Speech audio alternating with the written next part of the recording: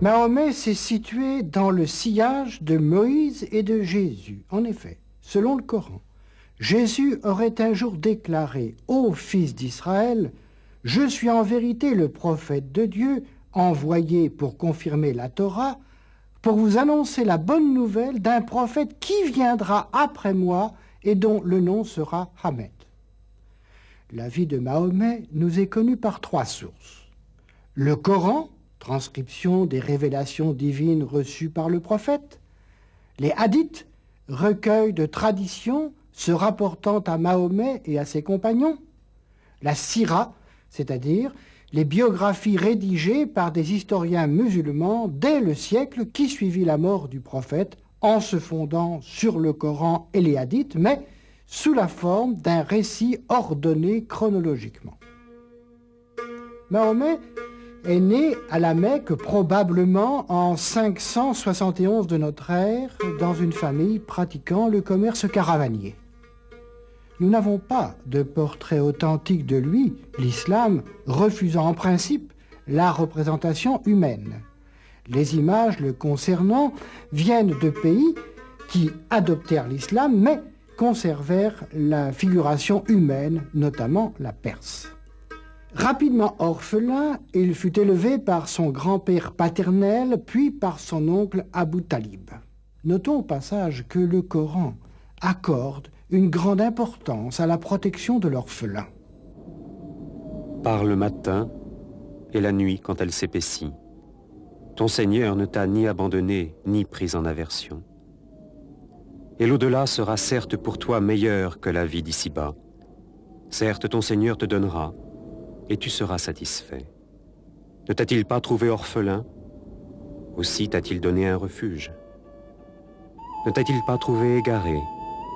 Aussi t'a-t-il guidé. Ne t'a-t-il pas trouvé pris en charge? Aussi t'a-t-il enrichi. Ne brime pas l'orphelin, ne repousse pas le mendiant, et publie les bienfaits de ton Seigneur. La Mecque était alors un nœud de route reliant l'Arabie à la Syrie et à la Mésopotamie. C'était aussi et déjà le lieu d'un pèlerinage annuel à la Kaaba, cube de pierre, à l'époque à ciel ouvert et entouré d'idoles, et dans un angle duquel était placée la pierre noire. Une aristocratie à la fois cléricale et marchande contrôlait les pèlerinages et en tirait des profits lucratifs. Elle s'opposera plus tard à Mahomet. Le sanctuaire était le lieu d'un culte polythéiste où l'on honorait certains dieux d'un panthéon commun à tous les Arabes. Mais ces cultes païens n'excluaient pas une relative présence du monothéisme. L'Éthiopie chrétienne était voisine et d'autre part, des colonies juives prospères se trouvaient en Arabie, notamment dans la région de l'actuelle Médine. Enfin, existait à l'époque dans la péninsule une certaine attente messianique. Des croyants monothéistes se détournaient des idoles et se souvenaient du Dieu unique attaché au nom d'Abraham. Mahomet eut l'idée géniale de ne pas interdire le pèlerinage Hadj à la pierre noire, mais d'en faire le symbole du retour à la religion d'Abraham. Le jeune Mahomet entra au service d'une riche veuve plus âgée que lui, Khadidja. Il conduisait ses caravanes, devint son homme de confiance, puis son mari. Elle lui donna 3 fils morts en bas âge et 4 filles, dont Fatima qui seule eut une postérité. Mahomet resta fidèle pendant plus de 20 ans à Khadidja, qui le comprit, l'encouragea et le réconforta au cours des épreuves qui accompagnèrent les révélations qui devinrent le Coran. Après la mort de Khadidja en 619, Mahomet eut un harem. Vers 610, il prit l'habitude de se rendre sur le mont Hira, proche de la Mecque, pour prier et méditer. Et c'est là, dans une grotte, qu'il reçut la visite de l'ange Gabriel. Celui-ci, tenant un rouleau d'étoffe couvert de signes, lui ordonna « Lis », ou plutôt « récite », car Mahomet ne savait ni lire ni écrire. « Récite au nom du Seigneur qui a créé. Récite, ton Seigneur est le plus généreux. Il a enseigné à l'homme ce que celui-ci ignorait. Mahomet revint chez lui effrayé, se crut fou ou possédé, il songea même au suicide. C'est Khadidja qui lui redonna confiance et lui fit comprendre qu'il allait être le porte-parole d'Allah. Mahomet s'habitua donc à recevoir les messages divins. Il les répétait à son entourage et les dictait. Cette transcription des révélations a donné le Coran, de l'arabe Quran, qui signifie lecture ou récitation. Elles durèrent tout le reste de la vie du prophète. Les 114 sourates du Coran, c'est-à-dire les chapitres, ne sont pas classées par ordre chronologique. Les plus courtes dans le classement habituel sont les plus anciennes et elles sont à la fin du livre. Pendant 3 ans, Mahomet ne parla de ses révélations qu'à quelques intimes. Puis il reçut d'Allah l'ordre d'une action publique. Ô prophète, fais connaître ce qui est descendu sur toi de la part de ton Seigneur. Si tu ne le fais pas, tu ne t'es pas acquitté de ton message. Précise le bien et le mal selon ce qui t'a été dit, sans avoir peur des païens. Mahomet n'eut d'abord autour de lui que quelques disciples, Khadidja bien sûr, son ami le commerçant Abou Bakr, son oncle Abou Talib qui l'avait élevé. Puis il se mit à prêcher publiquement devant les habitants de la Mecque. Ses premières prédications adjuraient les riches marchands de se soumettre au Dieu unique, de se montrer humbles et justes, de donner une part de leurs biens aux pauvres et aux orphelins, et de redouter le jugement dernier et la fin du monde. Lorsque le soleil sera obscurci, lorsque les étoiles deviendront ternes, lorsque les montagnes seront ébranlées, lorsque les chamelles pleines seront négligées, lorsque les animaux sauvages seront rassemblés, lorsque les mers seront portées à ébullition, lorsque les âmes réintégreront les corps, lorsque la fillette enterrée vivante sera interrogée sur le crime qu'elle a pu commettre pour être tuée, lorsque les écrits seront dépliés, lorsque le ciel sera tiré, lorsque la fournaise sera attisée, lorsque le paradis sera rapproché, toute âme saura ce qu'elle aura accompli. Il opéra quelques conversions dans des familles influentes. En revanche, il suscita l'hostilité grandissante de la plupart des tribus dirigeantes de la Mecque. Sa morale sociale et sa lutte contre les idoles païennes bouleversaient l'équilibre des clans et les dirigeants de la ville. Aussi, en 615, conseilla-t-il à ses fidèles, les musulmans, ceux qui remettent leur âme à Dieu, les musulmans, de se réfugier dans l'Abyssinie chrétienne. La situation personnelle de Mahomet s'aggrava en 619 par la mort de Khadidja et celle d'Abou Talib. Il songea donc désormais à quitter la Mecque.